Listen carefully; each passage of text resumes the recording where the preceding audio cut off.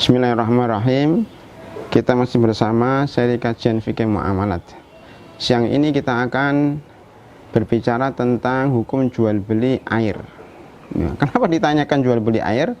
Karena Rasulullah SAW bersabda, sebagaimana disebutkan dalam hadis Jabir bin Abdullah radhiyallahu anhu, bahwasanya beliau melarang menjual kelebihan air. Hadis riwayat Imam Muslim. Jadi larangan menjual kelebihan air. Kadang-kadang orang umumnya punya sumur ya, atau punya air yang berlebihan tidak dipakainya, sedang orang-orang butuh, maka itu dilarang di dalam Islam. Hendaknya dia memberikan kepada orang-orang tersebut, karena air merupakan keperluan pokok, kebutuhan pokok manusia. Bahkan kalau kita mau jujur bahwa air, udara, tanah itu milik Allah Subhanahu wa Ta'ala, bukan milik manusia.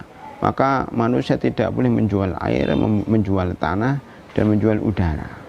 Bagaimana jual beli yang ada zaman sekarang? Kenapa orang menjual air kemasan, ya, menjual tanah kapling, menjual gas dan seterusnya? Nah, itu karena jika air tersebut sudah dikemas dalam satu tempat, sudah diambilnya secara khusus dengan jerih payah oleh seseorang, maka dia berhak menjualnya. Contohnya, kalau kita ke pegunungan, di sana ada air jernih, kemudian kita ngambilnya satu tangki atau satu truk, kemudian kita bawa ke kota, maka berhak dia menjualnya, bukan karena dia menjual air, tapi karena dia menjual jasa pengepakan, pengesan tangki, dan transportasi dari gunung ke kota. Jadi perhatikan di sini, dia nggak menjual air, tapi menjual pengepakan, membuat jasa transportasi dari gunung ke kota. Begitu juga kalau kita menjual air kemasan, air dalam botol, air dalam gelas. Sebenarnya orang itu tidak menjual air, tapi menjual botol, menjual gelas. Bagaimana kita meminum air kalau tanpa gelas, tanpa kemasan, dan menjual jasa mengemas itu dan alat-alat untuk mengemas. Ya. Begitu juga tanah. Kalau tanah di dunia ini kita tidak boleh memilikinya, tidak boleh menjualnya, kecuali kalau tanah itu sudah jadi milik kita dengan cara-cara yang halal. Ya, kita membelinya dari orang, kemudian kita jual lagi. Atau tanah itu ya di kapling-kapling, dibuat rumah, kemudian kita jual lagi, itu dibolehkan.